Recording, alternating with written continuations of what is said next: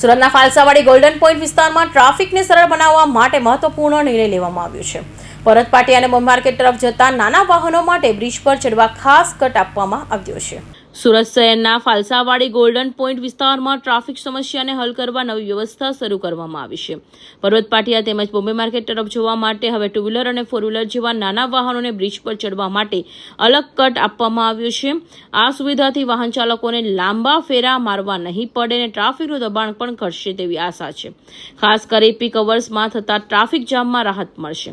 સ્થાનિક વાહન ચાલકો માટે આ નિર્ણય સહેલાઈભર્યો સાબિત થશે અને ટ્રાફિક વ્યવસ્થા વધુ સુગમ બનશે તેવી અપેક્ષા વ્યક્ત થઈ રહી છે. સારા પાસે રેલવેનું જે ગરનાળું છે એની કામગીરી રિપેરિંગ કામગીરી ચાલી રહી છે, જેના કારણે અડધું ગરનાળું બંધ કરવામાં આવેલું છે અને ટ્રાફિકની ખૂબ સમસ્યા સર્જાય છે.